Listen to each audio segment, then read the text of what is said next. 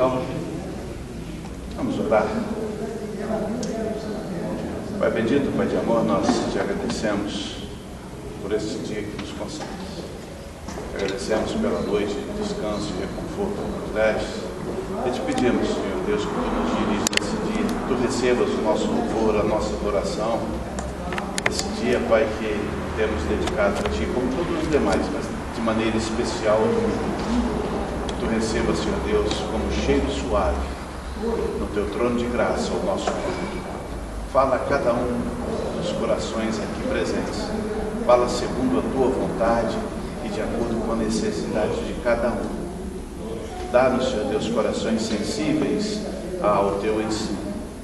Ensina-nos, Pai, a contar os nossos dias de tal maneira que possamos alcançar corações sábios.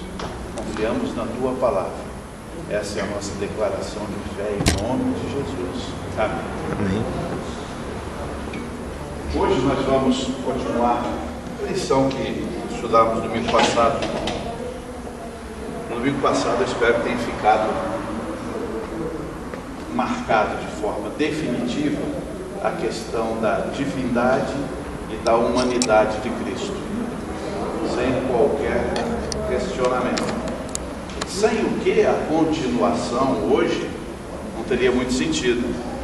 Nós vamos falar a respeito da obra deste que era divino e humano, que entre nós viveu.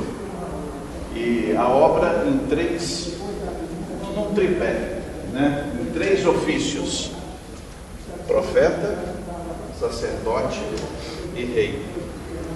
Quem leu a lição, pelo menos as folhas, as nove páginas que se referem à lição de hoje, talvez não encontre esse texto. É o texto de Filipenses 2 que eu usei na semana passada. Eu peguei minha Bíblia, a mais antiga Bíblia em uso que eu tenho. Ela seguramente tem mais de 30 anos, não sei quanto tempo, mas tem mais de 30 anos. Eu já nem a uso mais, a não ser para estudar e para ler de vez em quando, porque eu fico com medo de rasgar e perder as anotações. Então, mas eu a trouxe hoje porque eu tenho outras com a mesma tradução, porque eu falei na semana passada, já falei outras vezes, e até o pastor que me fala, que o verso 6 do capítulo 2 de Filipenses, ele é mais apropriado quando ele traz o final que diz que Jesus Cristo deveria se aferrar, se agarrar à sua posição de Deus. Eu não sei a sua tradução. Por favor, abra em Filipenses 2. Não tem problema. A irmã vai. Muito pequeno. Mas não se preocupe, a irmã ouça. Vive perdendo hora. Por isso que eu já não tiro o meu daqui, porque eu não enxergo um palmo dentro do nariz. Filipenses 2. Eu coloquei assim, sabe por quê? O pensamento reformado, ou seja, o pensamento advindo depois da reforma, E nós somos uma igreja advinda da reforma. Ele inculca, ele traz o pensamento da posição de Jesus Cristo sobre dois aspectos: a humilhação e a exaltação. E nesses pontos nós temos algumas situações, alguns pontos que dizem disto como dentro da humilhação e dentro da exaltação. E são esses pontos que eu quero que vocês me indiquem, tá? Eu os tenho, todos elencados, pelo menos os que a gente conhece e pode. Eu queria que vocês, no exercício, pensassem o que seria aquilo que Jesus Cristo teve como humilhação e o que ele tem como exaltação. Que, em final, ao observarmos isso, resulta da nossa parte em glorificação a Deus, quando assim entendemos. Mas Filipenses 2, o verso 6, eu vou pedir várias traduções. A sua tradução, Leonir, é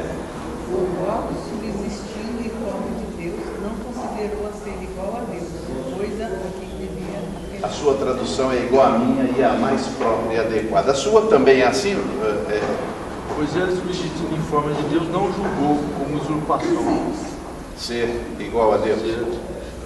o ser igual a Deus. Continua. Passa para o 7 depois? Antes a si mesmo se esvaziou, Você percebeu a diferença da tradução? Ele não teve como usurpação ser igual a Deus. A Leoni fez isso, mas ela tem um adendo, como na minha. Leia outra vez. No qual subsistir como Deus não considerou o ser igual a Deus, coisa que ele se devia aferrar. Coisa que ele deveria se aferrar, se agarrar, abraçar e não soltar. Ele deveria se aferrar à sua condição de ser igual a Deus, porque ele o era. Você encontrou, você quando lê a sua Bíblia, no primeiro capítulo do Evangelho de João, o que é que você encontra lá no primeiro versículo? No princípio era o Verbo, e o Verbo estava com Deus, e o Verbo era, mas o Verbo se fez carne e habitou entre nós. É esse Verbo que deveria se aferrar ao que ele sempre foi, mas ele não tomou usurpação ser assim, abriu mão da sua condição de Deus, encarnou e habitou entre nós. Deixou de ser Deus por conta disso? Domingo passado nós afirmamos que não, e vamos continuar afirmando. Entretanto, quando ele abre mão dessa sua condição divinal, para viver entre nós, não deixando de ser Deus, isto para ele, imagina, vamos fazer um exercício aqui. Um rei resolve visitar todo o seu reinado. Ele se veste de andrajos, ele se deixa sujar.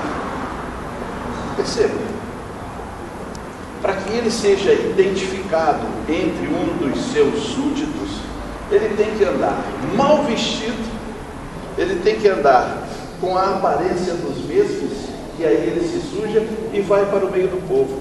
Que ótica alguém de cima tem desse povo?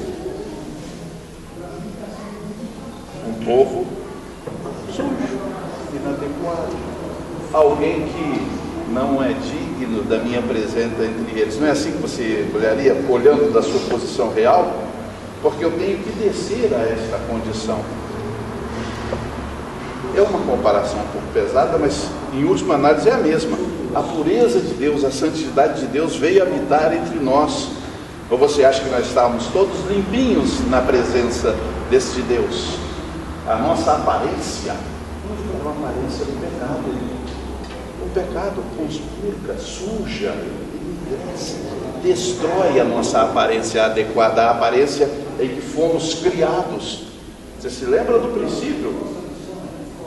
O que Deus falou quando foi nos criar? Está lá, no princípiozinho. Façamos o homem à nossa imagem, segundo a nossa semelhança. Ele fez alguém sujo, contaminado pelo pecado? É assim que Deus olha. Ora, se eu abro mão da minha condição divinal, da minha condição real, e desço para o convívio destes, isto para mim, olhando hoje, depois de avaliar tudo, é humilhante. É esta humilhação. Eu coloquei aqui 4 pontos dentro da humilhação, você que tem o livro vai encontrar, para que a gente destaque. Eu não vou olhar o primeiro item desse elenco de itens que você tem. O primeiro está lá, logos pré-existente. Eu quero que alguém me traduza isso. Por favor, quando a gente lê alguma coisa que, puxa vida, o que quer dizer isso? Eu entendo que esse livro ele não seja o mais razoável e elementar para a compreensão da maioria das pessoas, porque ele tem uma linguagem um pouco mais rebuscada, um pouco mais... E vou dizer, viu? É só por causa do autor que gosta de escrever isso, porque ele poderia ser muito menos rebuscado, muito mais direto, uma linguagem muito mais fácil, tá? Mas o cara quando escreve, ele não quer só passar o conteúdo, né? O conteúdo daquilo que ele quer dizer, ele quer passar a qualidade do seu vocabulário, né? Tem tudo isso. Mas não vamos entrar nessa, que essa não é a ação, não é assunto de hoje. O que quer dizer logos pré-existente? O pré-existente você já mata logo, né? O pré-existente, o que você poderia entender? Que existe, por exemplo, poderia ser, existe antes da própria existência, ou seja, já existia, é eterno. E o logos? É o verbo, a palavra, o verbo, né? No princípio era o... Eu poderia colocar o logos? No princípio era o logos, e o logos estava com Deus, e o logos era Deus. Eu posso fazer isso? Pode, porque Jesus é. É claro que Jesus pode. é a expressão do logos divino, Sabe, da palavra. às vezes a gente precisa entender o verdadeiro peso e valor de algumas palavras. Quando a gente fala de ação, e o princípio no Gênesis é só ação. Se você observar, e Deus disse, haja luz, é a ação de Deus, é a ação para cá, ação para lá, constrói aquilo, faz isso, separa a água da terra e tudo, mas é a ação. É o verbo é a ação. E ele já estava com Deus desde o princípio. Por isso é que nesse elenco logos pré-existente é o que inicia. Mas dentro desse humilhação, o que você encontra aí? Eu quero só 4. Quem lembrar de cabeça, melhor. Deus vai me dizer que estudou a lição.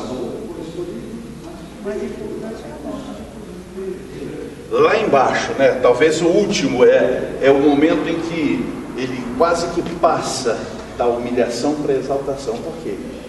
Porque eu vou escrevendo a lição, e há um momento aqui que até no seu livro que você encontra a morte de Jesus Cristo. É interessante. Jesus Cristo veio habitar entre nós. Qual é o momento do ápice de Jesus Cristo entre nós? O ápice, o clímax, o ponto alto da vida dele entre nós. É interessante que é um paradoxo, né? O clímax da vida de Jesus é a morte. O ponto alto da vida de Jesus é a morte. Para ele não tem ápice da vida, porque ele é Deus. É como se ele vivesse aqui o tempo inteiro. Mas para nós é esse clímax, esse ápice, esse o mais alto ponto de Jesus Cristo. Para nós, que foi a sua morte. Por quê? Na morte dele, nós ganhamos o quê? A vida. E na sua ressurreição, ganhamos o quê? A eternidade. Louvado seja Deus. Ganhamos a eternidade. Está bem compreendido isso? É tudo isso para que ele resume isso, ele consegue resumir isso tudo que eu falei em 5 minutos, em 3 ou 4 páginas. Entendeu? É isso.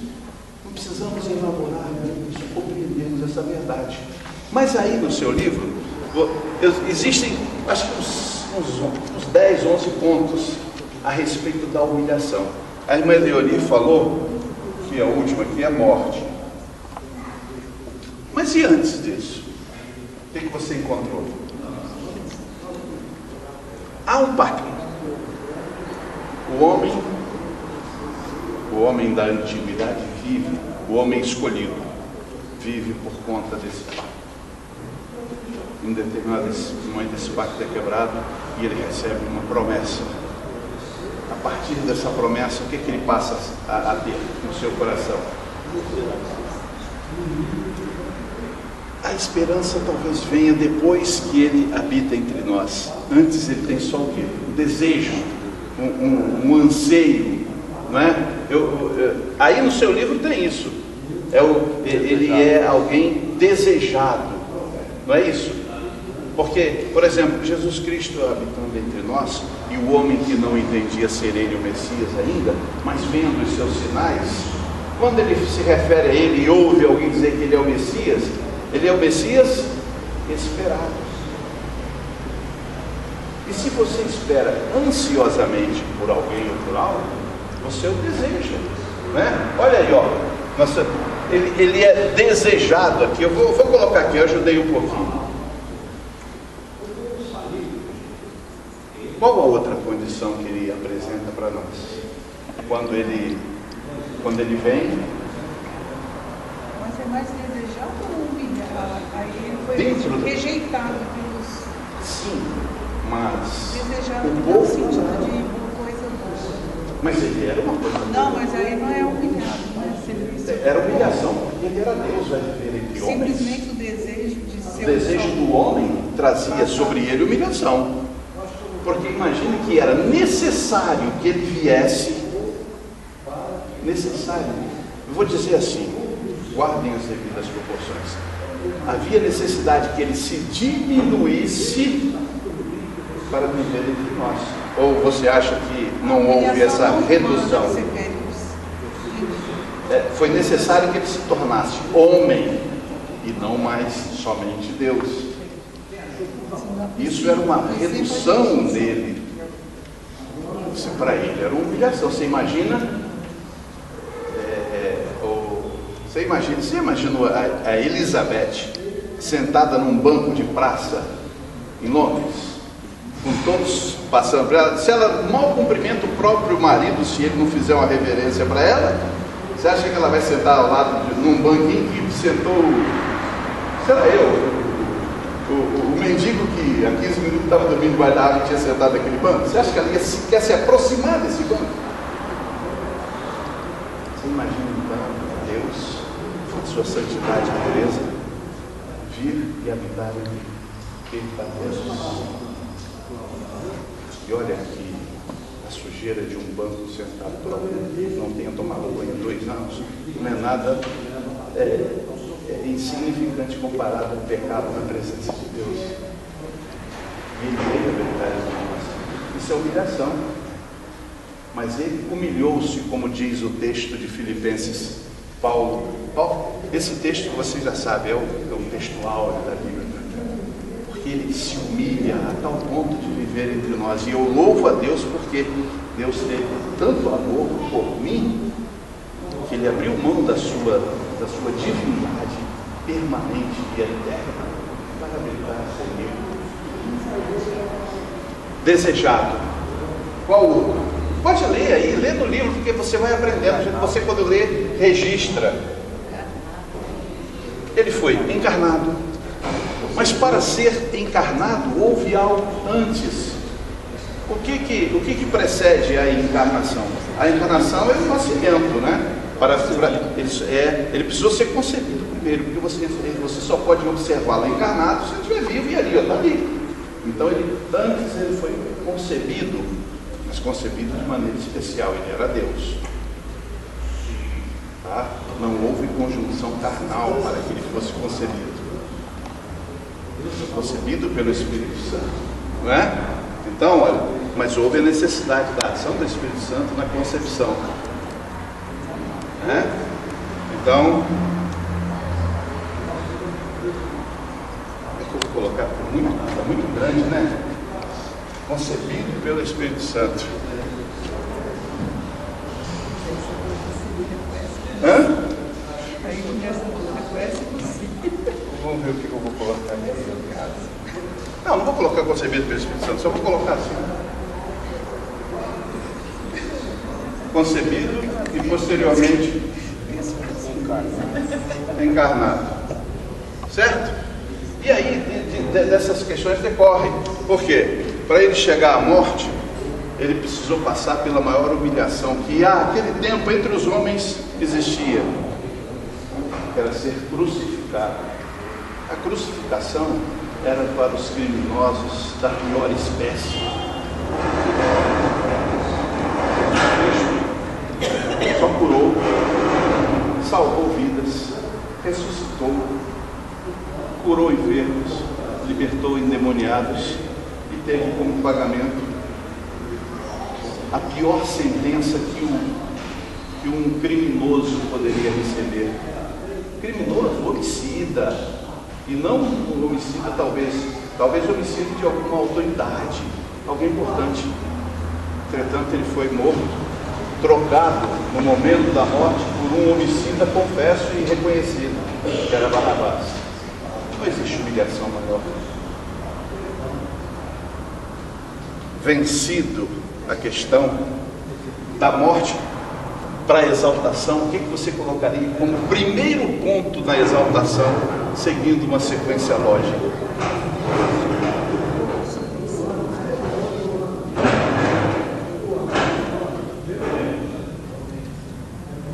A perguntinha é: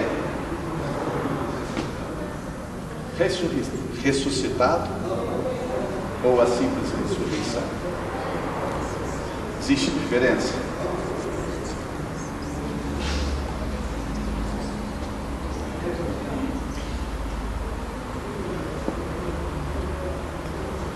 A Bíblia fala que eu sou a ressurreição e a vida. Quando você fala ressuscitado, parece que é um passivo, né? Exatamente, o ressuscitado dá a ideia do passivo. Mas o interessante, olha só como a gente precisa perceber alguma coisa. Jesus está a caminho do Gólgota, carregando aquela cruz.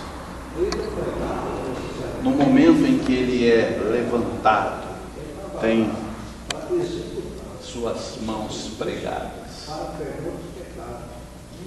O que ele fala para Deus?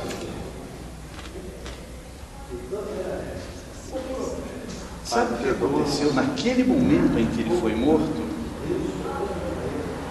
Por alguns, por assim dizer, instantes, é o que eu penso, talvez eu tenha que mudar se eu estiver errado, é que naquele momento da sua morte, ele não fala,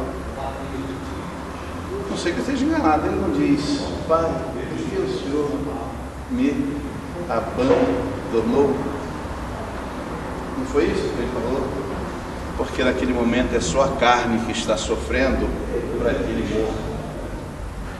Porque é por esta morte e o derramar deste sangue que somos lavados. Então, ia achar um texto aqui, mas eu não preciso. Não preciso. Eu vou escrever aqui.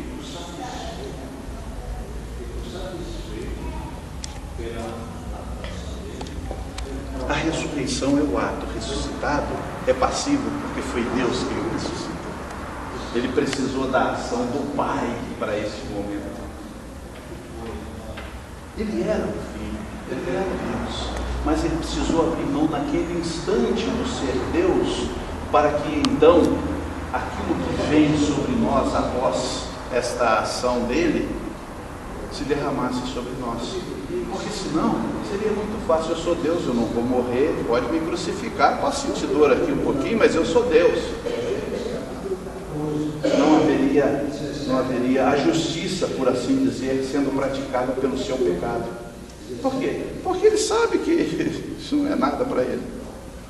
Ele precisava sentir pagando o seu e o meu pecado, sentir a dor e o peso de um pecado que ele nunca cometeu, mas que você cometeu, e ele falou, eu assumo e pago o preço. Porque se ele não sentisse aquela dor como homem, a remissão não estaria havendo, não seria justa, não é? Mas vamos estudar logo após isso a questão do redimir, da remissão, a questão da redenção. Mas ele era um homem que estava a morrer e foi ressuscitado aqui agora na exaltação. Ressuscitado. Após ser ressuscitado, qual é? Eu quero mais 3 elementos deste momento de exaltação. Após ser ressuscitado, o que acontece?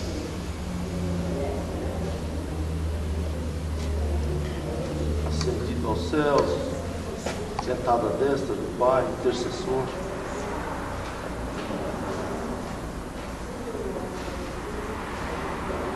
Quando ele aparece no caminho lá em Emaús, é uma forma que ele está sendo exaltado. Ele se deixa ver, mas é interessante, né? Quando ele aparece para Tomé duvida, quando ele passa aquela porta, aquela parede, ou que seja, que estava lá dividida aqueles ambientes e aparece a Tomé, que acontece? Alguém se lembra dessa passagem?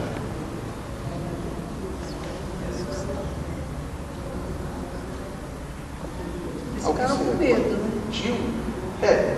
Eles já haviam tido a notícia de que ele aparecera, tá? Mas Tomé fala, não, duvido que é isso, eu vi morrendo, o quê? E quando ele aparece com Tomé, o que acontece? Ele já tinha o testemunho de Maria e de Pedro.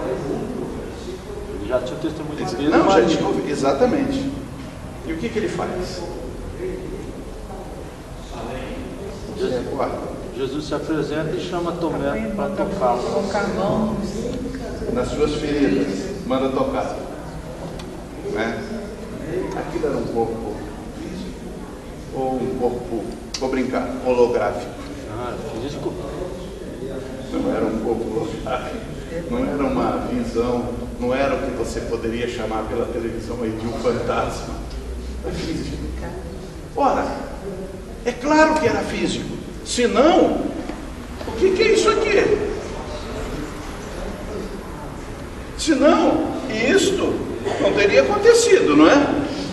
Você vai ressuscitar para viver num corpo holográfico? Algo que você vê, mas não pode tocar? Sua mão aparece, já viu aquele filme Ghost, né? E a figura aparece, mas você não... Não, era um corpo físico. Ele ressuscitou verdadeiramente. Tanto que ele fala, Tomé, tá bom, já que você, né? Ainda bem que eu estou aqui para sanar essa sua dúvida, né?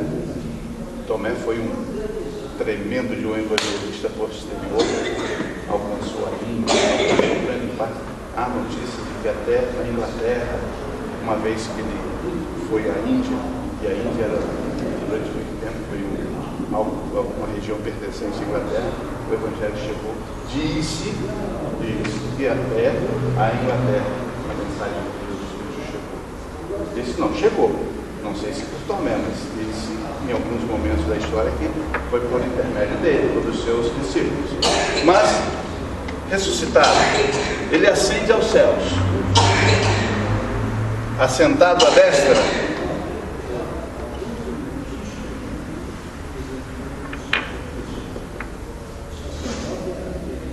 E voltará, juízo final.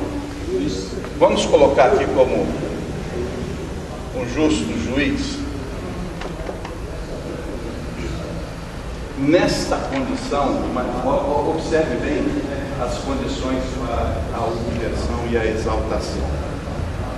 Isso era importante para compreendermos, porque nós somos crentes evangélicos, batistas, oriundos da reforma. É necessário que a gente compreenda algumas coisas. Quando nós vemos isso aqui, tudo isso sobre a ótica dos seus três ofícios: profeta, sacerdote e rei. Como profeta, o que você se lembra da ação? A ação de profecia hoje qual é? Aquela que pregadores trazem. Tá? Ao tempo de Jesus, foi o que ele mais fez. Mas ele é antes do seu próprio tempo de encarnação. É ele quem, como Pai, como Espírito, falava às pessoas, trazia palavras aos profetas. É aquele que trazia recursos para aqueles mais antigos do primeiro pacto.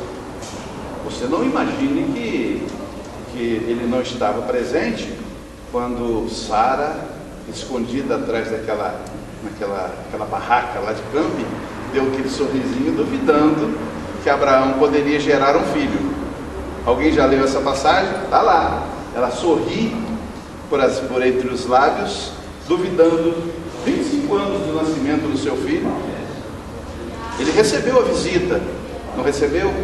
E disse que recebeu a promessa que seria pai de uma grande nação, de uma nação incontável. Se lembra do fato de Sara duvidar? Ele estava presente no momento em que Moisés recebe a ordem: olha, toca, agora que só planta posição para o seu pé, vai tocar no mar, ele vai se abrir. Não há dúvida que ele estava presente, porque ele estava desde o princípio com o Pai. E outras ações assim. Entretanto, quando ele encarna, ele continua nessa sua ação profética. Está vendo? Você se lembra do que aconteceu com aquele homem que estava lá em Gadara e fazia o salseiro danado e era amarrado por corrente e arrebentava a corrente e tudo mais? Ele libertou. Interessante que mais de 2000 anos depois nós estamos aqui a falar disso, tendo ouvido aquela notícia, uma palavra profética de que ele é poderoso para fazer muito mais do que nós podemos imaginar, do que é possível a nossa capacidade de imaginação. E como sacerdote?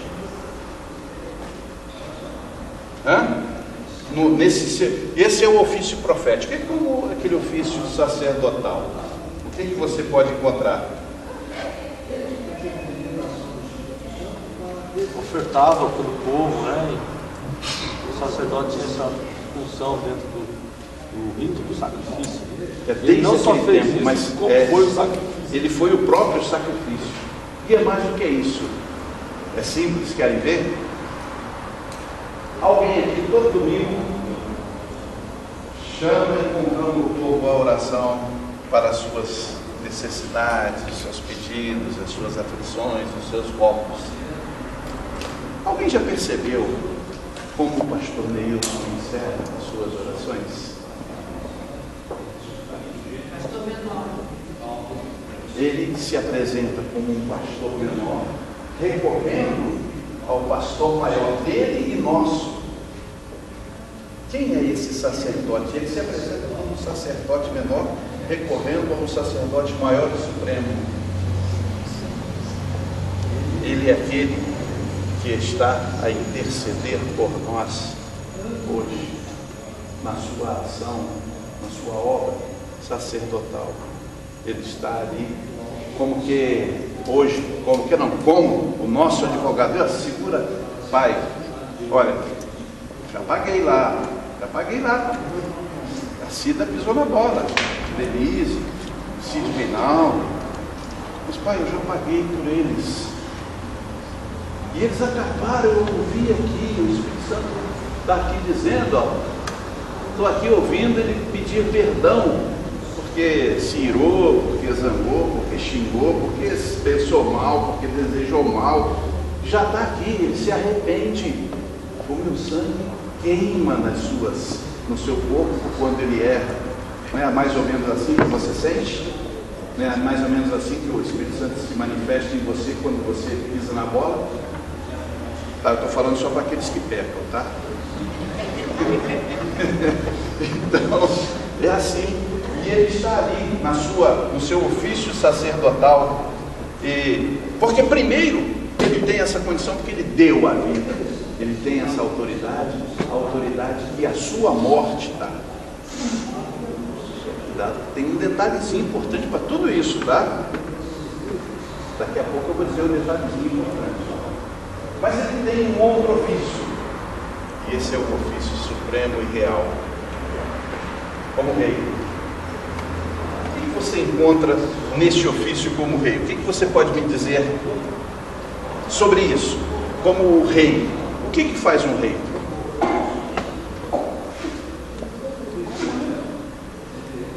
O que faz um rei? Em última análise, qual é o compromisso vamos dizer assim, o rei, para ser rei, ele tem que ter um reino. Para que esse reino se consagre como reino, ele tem que ter lá dentro o quê? Súditos, servos, pertencentes àquele reino, àquela nação. Ele tem que ter pessoas, né? Ele tem que ter os seus súditos. Em ostendo, o que ele faz como rei?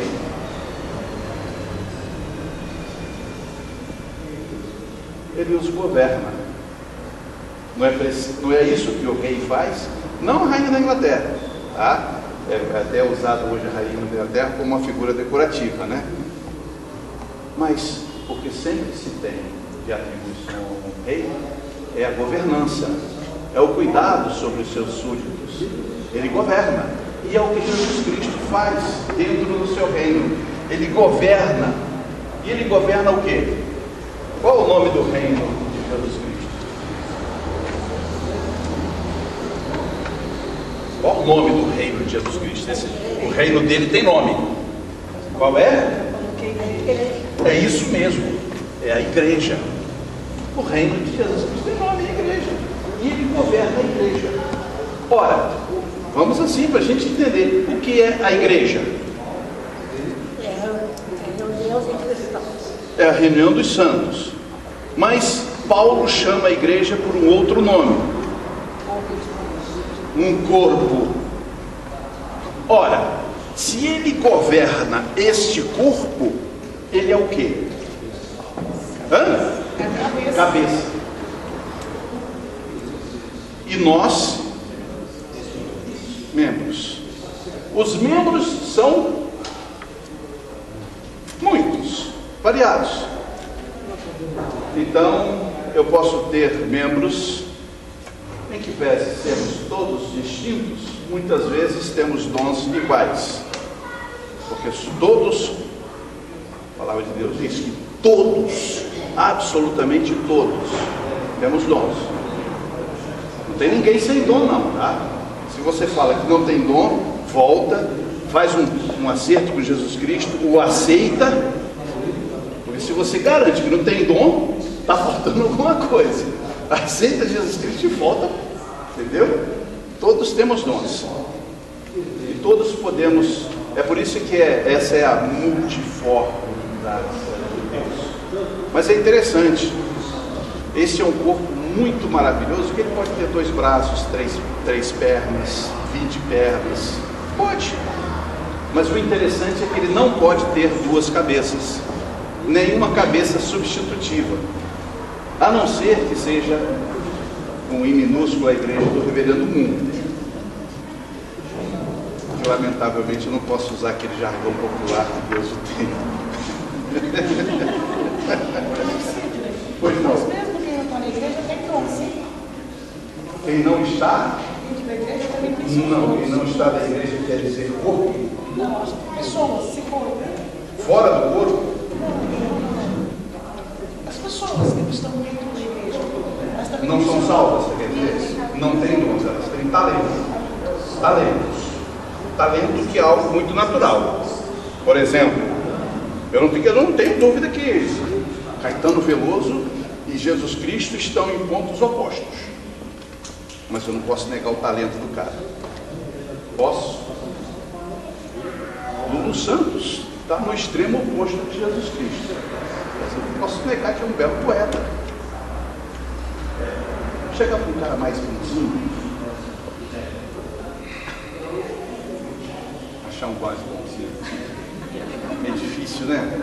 Nos dias de hoje. Mas vamos achar aqui um Cid Moreira, que declama salmos com maestria, mas está tão distante de Jesus Cristo como o Lulu Santos. Tem um talento. E o talento dele é ler a respeito da palavra que ele não conhece. Ele só vê a letra e a declama de maneira maravilhosa. Só a letra. Entendeu? O talento é algo que é inerente a quase todos nós em alguma área.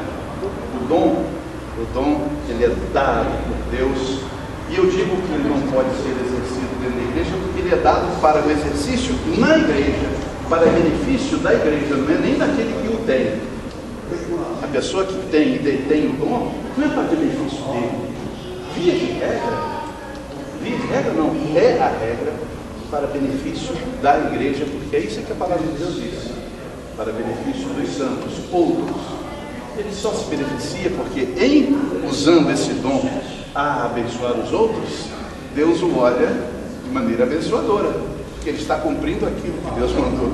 Então, o simples executar a obra de Deus obedecendo o seu mandato é mais que o suficiente para você receber dele bênçãos.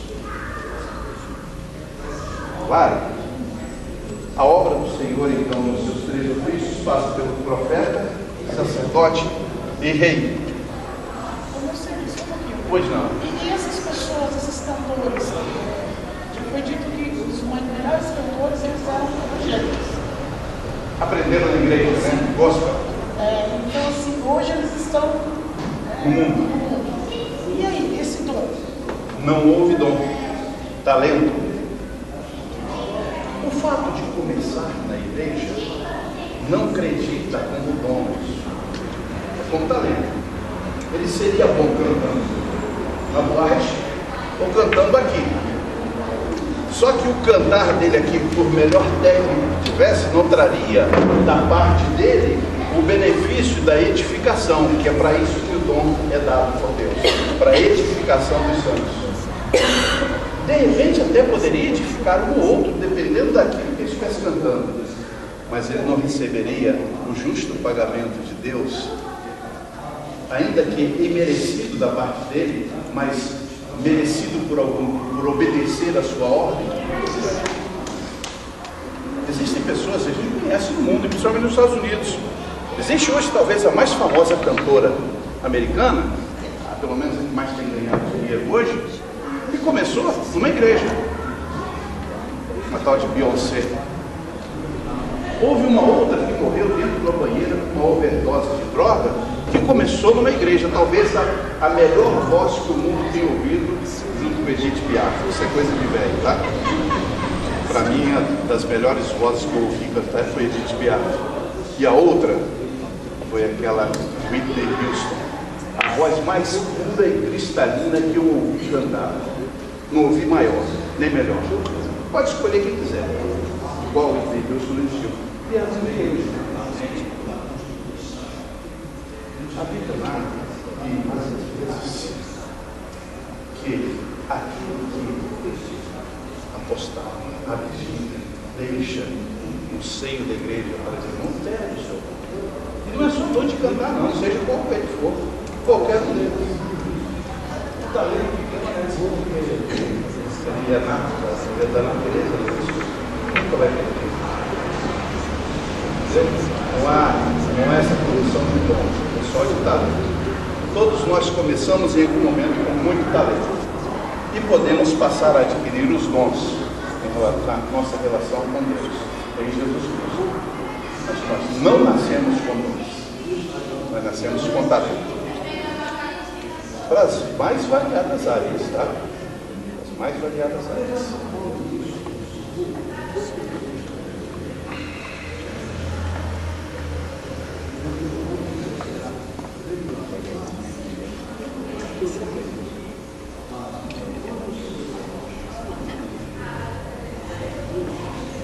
Eu escrevi aqui, por conta disso, que ele e só ele governa a igreja, e ele e só ele demanda, nele e só dele demandam as bênçãos sobre as nossas vidas como igreja. Tá?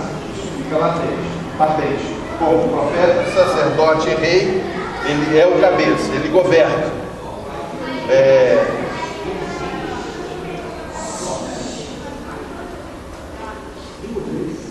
Lembra que eu falei a respeito de que tudo isso dependeria só de uma questão?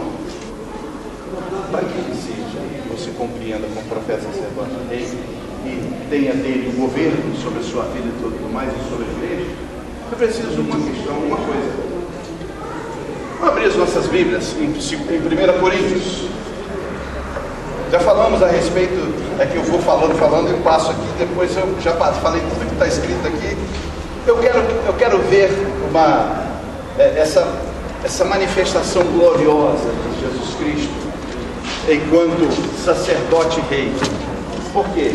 Porque houve a necessidade dele morrer e em ressuscitando ascender à condição de intercessor, de mediador.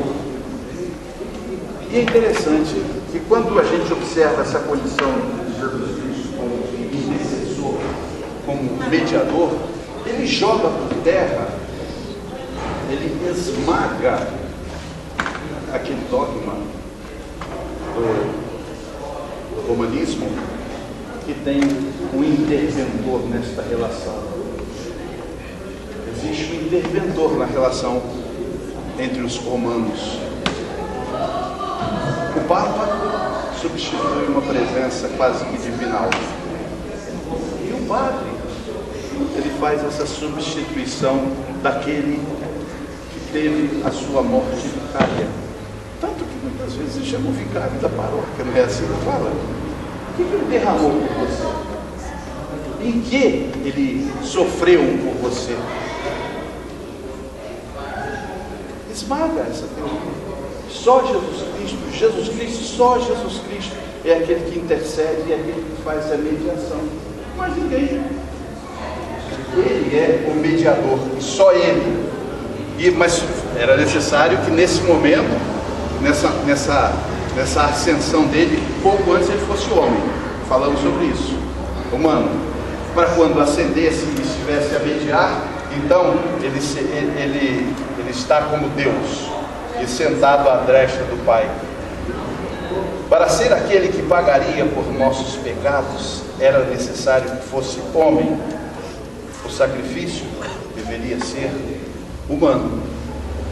1 Coríntios 15, 21 e 22. Quem achou, leia para mim, por favor. Porque assim como a morte veio por um homem, também a ressurreição dos mortos veio por um homem. Porque assim como todos morrem em Adão, assim também todos serão vivificados em Cristo. Resolvida essa questão? Mas vamos mais um pouquinho. Hebreus 9, de 6 a 15. Vamos terminando, tá?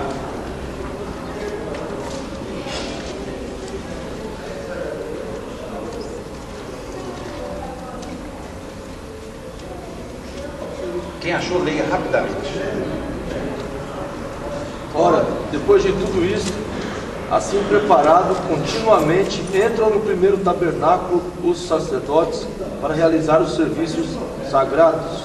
Mas no segundo, o sumo sacerdote, ele sozinho, uma vez por ano, não sem sangue, que oferece por si pelos pecados de ignorância do povo. Querendo com isso dar a entender o Espírito Santo que ainda o caminho do santo lugar não se manifestou, enquanto o primeiro tabernáculo continua erguido. É isto uma parábola para a época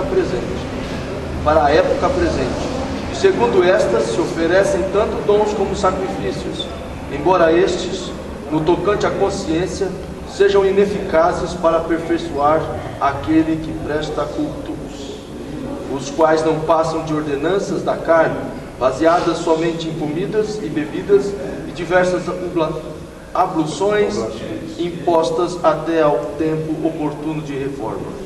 Quando, porém, veio Cristo como sumo sacerdote dos bens já realizados, mediante o maior e mais perfeito tabernáculo, não feito por mãos, quer dizer, não desta criação, não por meio de sangue de bodes e de bezerros, mas pelo seu próprio sangue, entrou no Santo dos Santos, uma vez por todas, tendo obtido eterna redenção. Portanto, se o sangue de bodes e de touros e a cinza de uma novilha, aspergidos sobre os contaminados, os santificam, quanto à purificação da carne, muito mais o sangue de Cristo, que pelo Espírito eterno a si mesmo se ofereceu sem mácula a Deus, purificará a nossa consciência de obras mortas, para servirmos ao Deus vivo. Por isso mesmo, ele é o mediador da nova aliança, a fim de que, intervindo a morte para a remissão das transgressões que havia sobre a primeira aliança, recebam a promessa da eterna herança aqueles que têm sido chamados. Aleluia. Está clara essa leitura? Não existe nenhuma necessidade de explicação, ela é autoexplicação. A ação de Jesus é perfeita. Então, isso é muito em voga hoje, né? Então vai uma pergunta. A pergunta é, e ela está bem aqui, está vendo? Eu coloquei um ponto de interrogação de propósito. O que nós recebemos quando aceitamos o sacrifício que Jesus Cristo fez na cruz? que nós recebemos. Promessa da salvação. Vamos lá. Promessa da salvação. A salvação, redenção, vida eterna. O mandamento. Sabe o que você recebe de pronto quando você aceita o sacrifício de Jesus Cristo? Olha só, nós temos aqui uma jurista, só duas. Existe você é um criminoso. Alguém vai lá e paga pelo seu crime. O que você tem como resultado dessa ação em pagou?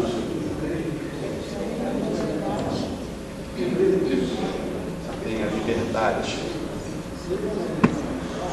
O que você era merecedor antes disto? A condenação. Alguém precisou fazer por você um estado de não necessitado de condenação. Você foi justificado por aquele crime. É isso que você recebe de pronto, de imediato, a libertação do pecado, ao lavar. Você é justificado. E Paulo quando escreve, Paulo quando escreve aos Romanos, é como que fazendo um tratado com cada um de nós. O pastor já recomendou, e eu também recomendo. Leia a carta de Paulo aos Romanos, e você vai ver. Primeiro você vai se ver lá dentro. Não tem outro jeito. Se Jesus Cristo move o seu coração, você vai se ver lá dentro. Em alguns momentos você vai, brincadeiras, vai querer pegar o chicote e ficar se batendo. Como é que eu não faço essas coisas? De repente você está na sua faculdade ou está no seu trabalho e você vê lá, porque não me envergonho do Evangelho de Cristo, porque é o poder. Puxa vida, por que eu não falei isso para aquela pessoa que bateu aqui na recepção hoje? Eu esqueci de dizer que Jesus Cristo é o poder transformador. Mas leia, ali atrás de mim está escrito um texto de Romanos, com 4 ou 5 capítulos, eu não sei, 5. Abra a sua Bíblia, Romanos 3, 21. Ele tem uma parte desse tratado. Eu não tenho como terminar essa lição, apesar de estar na última página, mas vai demandar. Você vai ver aí uma série de coisas que Paulo fala a respeito. Leia para mim. Esses dados estão aqui, você está dando A maioria deles sim, menos esses dois aqui, dessas duas leituras que embasam isso aqui. Se você, eu fiquei tão envolvido com a questão, se nós tivéssemos lido Filipenses 2, de 9 a 11 e Filipenses 2, de 6 a 9, nós encontraríamos, claro, com palavras distintas, essas questões. Mas eu vou procurar Romanos aqui. Se alguém achar primeiro que eu, pode ler, se não, leio eu. Mas se manifestou sem a lei a justiça de Deus, tendo o testemunho da lei e dos profetas. Continua. Isto é a justiça de Deus pela fé em Jesus Cristo para todos e sobre todos os que creem, porque não há diferença. Porque todos pecaram e destituídos estão da glória de Deus, sendo justificados gratuitamente pela sua graça, pela redenção que é em Cristo Jesus. Ao qual Deus propôs para a propiciação pela fé no seu sangue, para demonstrar a sua justiça e pela remissão dos pecados antes cometidos, sob a paciência de Deus, para a demonstração da sua justiça neste tempo presente, para que ele seja justo e justificador daquele que tem fé em Jesus. Obrigado. Aqui existem algumas palavras que eu queria conversar com vocês. Justiça, justificação, propiciação, redenção. Mas eu só vou comentar o finalzinho do capítulo, do verso 26. Vocês perceberam que ele, olha só, olha o que Paulo escreve: para a demonstração da sua justiça, a justiça de Deus, nesse tempo presente, lá e hoje, para que ele seja justo. Para que Deus fosse justo em relação a você, o que você deveria receber dele?